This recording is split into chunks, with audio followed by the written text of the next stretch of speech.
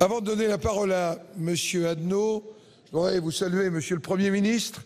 C'est la première fois que vous êtes ici au banc du gouvernement avec le ministre en charge des relations avec le Parlement. Je vois 4 collègues, ministres d'État, ministres, secrétaires d'État, qui sont autour de vous. Et bien sûr, j'accueille les autres ministres avec plaisir et bonheur cet après-midi au Sénat. Avant que nous abordions l'ordre du jour, je vais donner la parole au président Philippe Adnot. Merci, Monsieur le Président. Il s'agit d'une rectification de vote pour le scrutin numéro 104. Monsieur Navarro a été considéré comme n'ayant pas pris part au vote et il souhaitait faire savoir qu'il souhaitait voter pour.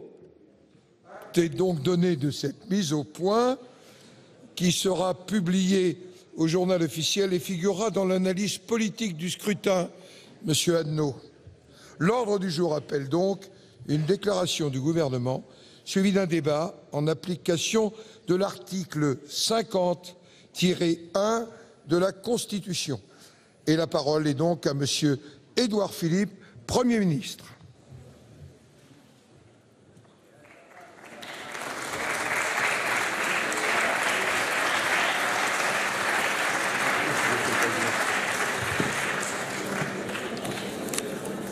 Monsieur le Premier ministre.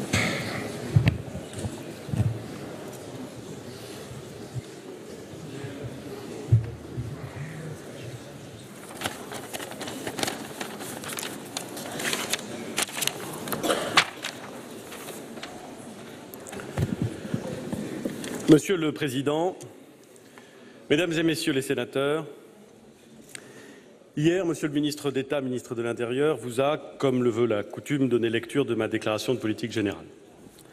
Au lendemain du vote de la confiance par l'Assemblée nationale, je ne pouvais qu'être devant vous aujourd'hui, dans cet hémicycle, pour m'adresser directement à vous. N'ayant pas eu le privilège de siéger parmi vous, je n'ai pas le plaisir de tous vous connaître. Sans doute. Certes, des visages sur ces bancs me sont familiers et même amicaux. Certains ont jalonné mon parcours, d'autres m'ont aidé à le construire. Et je ne parle pas seulement de ces grandes figures de notre histoire politique, Victor Schœlcher, Victor Hugo, Georges Clemenceau ou, permettez-moi de le citer, le Havrais René Coty, dont les voix et les intelligences ont fait vibrer ces murs. J'ai par ailleurs l'honneur de compter dans mon gouvernement des anciens membres de votre Assemblée. Le Sénat se confond avec la République. Il en est un pôle d'équilibre. Il est à la fois en prise directe avec le quotidien de millions de Français et à l'écart d'une certaine fébrilité politique. Cette sérénité démocratique est une chance. Hier, dans mon discours, j'ai commencé par rendre hommage à des nouveaux députés qui, par leur parcours, ont remodelé le visage d'une partie de la représentation nationale. Je sais que, comme vous, ils auront à cœur de nouer un dialogue fructueux pour faire avancer le travail parlementaire et pour faire réussir la France. Si je les mentionne de nouveau aujourd'hui, c'est que je m'adresse à une assemblée qui, durant 21 ans, a confié sa destinée au petit-fils d'un esclave. Elle l'a faite à une époque où les préjugés étaient encore plus rudes et encore plus injustes que de nos jours. Vos prédécesseurs n'ont pas choisi Gaston Monnerville pour ses origines, mais pour ses talents. Des talents qui n'auraient pas pu s'épanouir si la République ne les avait pas reconnus et pas encouragés. C'est de cette République, de cette France de l'égalité des chances, que je veux parler aujourd'hui. Une France qui, dans les moments les plus difficiles de son histoire, a toujours été capable d'étonnants sursauts. Cette France s'est exprimée durant la campagne présidentielle. Elle a exprimé sa colère, mais elle a aussi exprimé son optimisme et sa volonté de rassemblement. Avant-hier, devant le Parlement réuni en Congrès, le Président de la République nous a montré le cap. Il est clair, il sera tenu. Les Français ont d'ailleurs, dans un souci de cohérence, donné au Président et au Gouvernement une majorité claire et incontestable au sein de l'Assemblée nationale. Je ne prends pas, mesdames et messieurs, j'ai eu l'occasion de le dire, je le redis, je ne prends pas cette majorité pour un blanc-seing. Il est évident, comme toutes les majorités, qu'elle implique bien plus de devoirs que de droits. Et parmi ces devoirs figure évidemment la nécessité de respecter les institutions démocratiques. J'y veillerai. Mais la France doit avancer. Dans notre cher et vieux pays, il existe une envie, une énergie, un espoir qui transcendent les courants politiques. Le gouvernement veut s'appuyer sur cette envie et sur cette énergie pour que la France retrouve confiance. J'ai eu l'occasion de le décliner hier. Confiance dans l'action publique, confiance dans la justice, confiance dans la sécurité sociale et confiance dans la cohésion territoriale. Je veux m'appuyer sur cette énergie pour que, collectivement, nous fassions preuve de courage devant les menaces terroristes et tout ce qui peut menacer la sécurité des Français, devant le défi migratoire pour être fidèles à la fois à nos idéaux et à nos responsabilités, pour préparer l'avenir de nos enfants aussi en refondant l'école, pour rénover notre modèle social, il en a besoin, pour réduire la dette et la dépense publique, c'est indispensable. Je veux m'appuyer sur cette énergie pour que la France redevienne conquérante, pour qu'elle redevienne une terre d'accueil des compétences, des entreprises, des investissements, des intelligences, pour qu'elle restaure la puissance de son agriculture, qu'elle saisisse la chance de la transition écologique et qu'elle assume pleinement sa vocation européenne et internationale. Hier, j'ai indiqué la feuille de route du gouvernement, son calendrier, sa méthode. Je veux les résumer en quelques mots-clés: la collégialité, la sincérité, la recherche permanente de l'efficacité et non de la popularité. J'ai eu l'occasion de dire, et Monsieur le ministre d'État a eu l'occasion de dire lui aussi hier, combien je pensais que l'exercice du pouvoir était avant tout un exercice de vérité. Il n'est pas impossible, mesdames et messieurs les sénateurs, que durant trop longtemps, notre pays ait pris la mauvaise habitude de s'arranger un peu avec la vérité. La Cour des comptes, avec ces mots, nous en a donné une triste illustration. J'y vois une des causes des crises de la confiance qui a secoué notre pays. La vérité, elle n'est pas bâtie dans l'antre des ministères et au sein des cabinets ministériels. Elle se construit, elle se constate parfois, elle se construit aussi dans le respect et dans le dialogue avec les partenaires sociaux, avec les acteurs économiques, avec le monde associatif. C'est pourquoi nous avons voulu, avec le Président de la République, prendre sur toute une série de sujets le temps de la concertation, le temps de la discussion, du dialogue avec les parties prenantes, sur ceux des sujets qui structurent l'avenir du pays. C'est le sens des États généraux de l'alimentation et de l'agriculture, c'est le sens des assises de l'outre-mer, des États généraux des comptes de la nation et, j'y reviendrai tout à l'heure, de la conférence des territoires. L'idée de discuter à l'extérieur des assemblées pour délibérer ensuite à l'intérieur des assemblées sur les actes législatifs qui doivent mettre en œuvre un certain nombre de principes qui ont pu être discutés n'est pas une méthode nouvelle. Elle a fait ses preuves. Beaucoup d'entre vous la connaissez pour l'avoir pratiquée soit ici, soit dans l'action publique locale. Elle est efficace pour produire les normes et définir les règles qui seront acceptées de tous. Je veux donc associer des phases de discussion à l'extérieur des assemblées à des phases de délibération intenses à l'intérieur. Mesdames et messieurs les sénateurs, je ne veux pas vous infliger une seconde lecture de ma déclaration de politique générale. Ce serait malvenu. Je ne veux pas non plus vous infliger une lecture abrégée et commentée. Vous n'en avez pas besoin. Non, je veux profiter de ma présence ici pour aborder deux sujets qui vous tiennent à cœur. Deux sujets sur lesquels j'ai des choses à dire et, j'en suis sûr, des choses à apprendre de vous. Le premier sujet est institutionnel. Je crois au bicamérisme. Je mesure le rôle du Sénat dans le bon fonctionnement de notre démocratie, et c'est un ancien député qui vous le dit.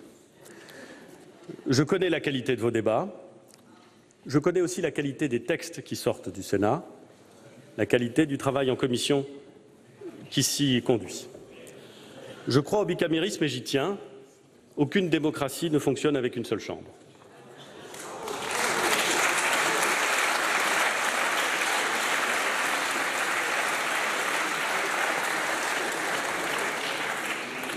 Et mesdames et messieurs les sénateurs, j'y ai toujours cru, mais j'y crois plus encore aujourd'hui. Pas simplement parce que je vous parle, ce qui est déjà considérable, mais parce que le bicamérisme prend plus encore son sens aujourd'hui qu'hier. D'un côté, nous avons une Assemblée nationale profondément renouvelée. Et ce renouvellement était nécessaire, il était voulu par les Français, il a été démocratique, clair, il est une chance pour notre pays. Mais de l'autre, nous avons un Sénat où siègent des élus par des élus. Des élus qui connaissent mieux que quiconque la réalité des territoires de la République. Des élus qui incarnent une expérience des territoires et du processus législatif. Le Sénat, depuis longtemps, a renoncé au clivage artificiel. On y pratique le sens du consensus et du compromis, on y aime la discussion, le dialogue, on sait y marier les bonnes volontés. Le Sénat, de ce point de vue, a probablement largement anticipé la logique que nous connaissons aujourd'hui. Et cette expérience, nous en aurons besoin pour préparer les réformes constitutionnelles dont le Président a dessiné les contours avant-hier devant le Parlement réuni en Congrès. Réduction d'un tiers du nombre de parlementaires, limitation à 3 du nombre de mandats successifs, suppression de la Cour de justice de la République, refonte du Conseil économique, social et environnemental, évolution du travail parlementaire pour le rendre plus efficace et, quand cela est nécessaire, plus rapide. Ces réformes seront d'une ampleur dont je ne sais si elle est inédite, mais qui est à l'évidence considérable. Le Sénat, sous l'impulsion de son président Gérard Larcher, a pris les devants. Le 11 mars 2015, votre conférence des présidents a adopté 46 mesures qui ont conduit à une modification du règlement le 13 mai 2015 et qui ont en particulier valorisé le travail en commission. Cette expérience, vous aurez l'occasion de la faire valoir par l'intermédiaire de votre président dans le cadre de la réflexion qui s'engage avec le président de l'Assemblée nationale, le ministre d'État, ministre de l'Intérieur et la garde des Sceaux. J'y serai pour ma part très attentif. Elle nous montre une chose importante et que même des législateurs doivent avoir en tête et dont je sais que vous l'avez en tête. C'est que tout ne passe pas par la norme constitutionnelle, ni même par la loi. Et que, à constitution identique, les méthodes de travail peuvent être différentes et qu'il faut s'inspirer pour régler les problèmes, non pas simplement des modifications de normes, mais des usages qui fonctionnent bien et des règles décidées dans les assemblées qui fonctionnent bien. Le second sujet que je voulais aborder avec vous concerne l'organisation territoriale de notre pays. Je l'ai dit hier devant l'Assemblée nationale, les jardins à la française ont leur charme, mais nous pouvons ensemble reconnaître qu'ils se prêtent assez peu au foisonnement d'initiatives dont le pays a besoin et auxquelles les collectivités elles-mêmes sont prêtes. Ce que nous voulons, c'est que les collectivités locales soient fortes et libres. Libres de s'organiser en développant des communes nouvelles ou des regroupements de départements, à condition bien sûr que ces fusions ne soient pas contraires à l'intérêt général. Libres d'exercer de nouvelles compétences, libres aussi de mieux se les répartir, par exemple par le mandat de délégation. Libres d'expérimenter non seulement de nouvelles organisations, de nouvelles compétences, mais aussi de nouvelles règles d'exercice des compétences dans le cadre d'un élargissement du pouvoir réglementaire local. Liberté et confiance, tels sont les deux fondements de la décentralisation d'aujourd'hui. Une décentralisation qui ne se décrète plus depuis Paris, mais qui s'expérimente, qui se teste et qui s'adapte. Je ne crois pas qu'il nous faille décider pour les autres, cela peut arriver, mais je pense qu'il faut, dans toute la mesure du possible, inciter les territoires à adapter localement leur organisation pour tendre partout où cela sera possible vers 2 niveaux d'administration locale en dessous du niveau régional. Le même schéma n'existera pas partout, mais essayons de susciter chez les collectivités, chez leurs élus, les discussions qui nous permettraient, le cas échéant, à tel endroit de privilégier tel ou tel interlocuteur, à tel endroit et librement de privilégier telle ou telle autre organisation. Cette simplification répond à une exigence de bonne gestion, elle répond aussi à une exigence de lisibilité. L'empilement actuel n'est pas toujours compris de nos concitoyens. Bien évidemment, cette liberté s'accompagnera de solidarité. Une solidarité qui s'exprime d'abord au niveau de l'État, par la création d'un ministère de la cohésion des territoires, dont le titulaire est issu de vos rangs. Cette solidarité, elle s'exprimera aussi par de grands chantiers sectoriels. Dans le domaine de la santé, j'ai demandé à la ministre de préparer pour le mois de septembre un plan de lutte contre les déserts médicaux. Je sais que le Sénat a beaucoup travaillé sur ce sujet qui est crucial pour l'égalité entre nos territoires. Ce plan sera construit dans le dialogue avec les élus locaux et les professionnels de santé pour trouver des solutions adaptées à chacun des territoires. Ce sera long.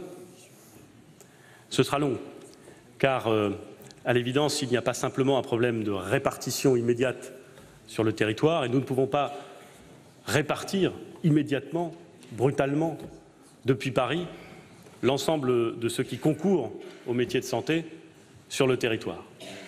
Mais nous pouvons faire en sorte, me semble-t-il, par une meilleure organisation, par de meilleures relations avec ceux qui défendent et portent les intérêts de l'ensemble des professions médicales, nous pouvons faire en sorte d'améliorer cette répartition et de créer des mécanismes incitatifs pour qu'au fur et à mesure de notre action, cette question terrible pour nos concitoyens de déserts médicaux qui ne sont pas réduits à quelques territoires, mais qui deviennent, à certains égards, presque la norme, puisse être résolue dans les meilleures conditions. Dans le domaine de la mobilité, dès la rentrée, se tiendront des assises de la mobilité. Elles associeront les usagers, les opérateurs, les collectivités territoriales et les associations engagées dans ces domaines. Leur but est double. Bâtir une stratégie adaptée aux besoins des territoires permettant de mieux utiliser les infrastructures existantes en bénéficiant des possibilités, par exemple, offertes par le numérique. Construire une programmation financière soutenable, qui fera porter l'effort non plus sur les grandes infrastructures, mais sur l'entretien et la rénovation des réseaux actuels. La rénovation et l'entretien des réseaux actuels qui, de toute évidence, ne sont pas satisfaisants. Autre chantier sectoriel sur lequel le Sénat est devenu expert, le numérique. Comme je m'y suis engagé hier, je souhaite un accès garanti pour tous et partout en France au très haut débit au plus tard en 2022. Mais là encore, gardons-nous de raisonner seulement en termes d'infrastructures. Pensons service à l'usager, service aux collectivités. Cette politique d'accès au numérique nous permettra de déployer de nouveaux projets. Je pense notamment aux comptes citoyens en ligne, qui pourraient devenir demain l'interface de base, la norme, entre les administrations et le citoyen. Dernier chantier, la revitalisation des petites villes et des bourgs-centres, trop longtemps négligés dans les politiques publiques, qui méritent à la fois une attention particulière et une stratégie propre à chaque territoire. La situation n'est pas la même en Alsace que dans le Massif central ou en Outre-mer. Ces chantiers poursuivent un objectif: combler le fossé qui se creuse entre deux France que certains voudraient opposer, entre deux France qui se vivent parfois comme entrant en opposition, mais entre deux France qui ne peuvent pas réussir l'une sans l'autre. J'entends par là évidemment la France des métropoles mondialisées et celle dite périphérique. C'est tout l'objet de la Conférence nationale des territoires que le Président de la République a souhaité constituer et dont la première réunion se tiendra mi-juillet. Si vous en êtes d'accord, elle pourrait justement se tenir au Sénat. Et, Monsieur le Président du Sénat,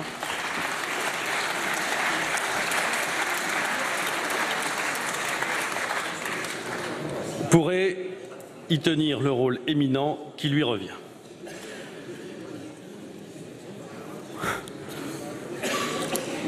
Vous serez évidemment, Mesdames et Messieurs les sénateurs, représentés de façon permanente au sein de cette instance par ceux que votre Assemblée aura désignés. Un dernier mot peut-être sur les aspects financiers. Je l'ai dit hier, la situation de nos finances publiques est plus que préoccupante. Elle est grave. Et nous devrons tous contribuer à l'effort de redressement. Je sais que les collectivités territoriales y ont déjà contribué. Je le sais. Partout, y compris dans les grands ports. Je ne sous-estime pas, loin de là, les conséquences de ces efforts. Je crois à la responsabilité des élus locaux, comme je crois à leur sens des réalités. Ils gèrent des budgets, et ils les gèrent parfois dans des conditions difficiles. Ils sont amenés à faire des choix, à revoir des priorités, à assumer des priorités. Je sais aussi que faire avec moins peut parfois, pas toujours, conduire à faire mieux. C'est-à-dire proposer des services plus simples, plus agiles et plus efficaces. Nous ouvrirons le dialogue avec les élus pour bâtir une trajectoire commune de maîtrise de la dépense publique. Nous engagerons également la réforme de la taxe d'habitation, qui doit, d'ici la fin du quinquennat, ça ne veut pas dire qu'on attend la fin du quinquennat pour faire en sorte que la réforme soit entière. Ça veut dire qu'on commence pendant le quinquennat et qu'à la fin du quinquennat, c'est terminé. Je le dis parce que peut-être certains hier auraient pu se méprendre sur la portée de mes propos. C'est en tout cas le sentiment que j'ai eu. Je sais cette réforme attendue par les contribuables, mais redoutée par les élus. Parlons-en. Parlons-en avec le Sénat, avec le Comité des finances locales, pour réformer cet impôt dont on ne peut pas dire qu'il soit le plus juste, sans porter atteinte à l'autonomie financière des collectivités territoriales. Ce sujet fiscal, comme celui de la dépense publique, seront évidemment au cœur de la prochaine conférence nationale des territoires. Au-delà de la taxe d'habitation, je crois pouvoir dire ici que les élus locaux, que les sénateurs, encore plus que les élus locaux, ont parfaitement conscience du caractère globalement insatisfaisant de la fiscalité locale. Souvent incompréhensible, largement illisible et, pardon pour ce mot, mais globalement inefficace. Et dans les faits, souvent corrigée pour faire face aux problèmes du moment, si bien qu'elle est devenue, à bien des égards, un peu incohérente. Je ne suis pas venu, mesdames et messieurs les sénateurs, vous annoncer le grand soir de la fiscalité locale ou la grande réforme qui sortirait tout armée du crâne d'un spécialiste, que je ne prétends pas être. Mais là encore, dans nos échanges, dans nos travaux collectifs, nous pouvons, je crois, partager ce constat et nous pouvons peut-être lancer ces réflexions au long cours qui, parce qu'elles sont bien travaillées, notamment par le Sénat, finissent par prospérer et par déboucher sur de bonnes réformes. Il existe des exemples. Et essayer de faire en sorte que, le moment venu, une fois que la totalité des questions aura été posée, débattues, discutées, peut-être dans longtemps, nous ayons globalement un système de finances locales et de fiscalité locale plus satisfaisant que celui qui prévaut aujourd'hui. Monsieur le Président, Mesdames et Messieurs les sénateurs, je connais comme vous les limites du politique, mais je ne crois pas à son impuissance. La volonté politique peut faire. Je l'ai vu, comme beaucoup d'entre vous, en exerçant mon mandat de maire.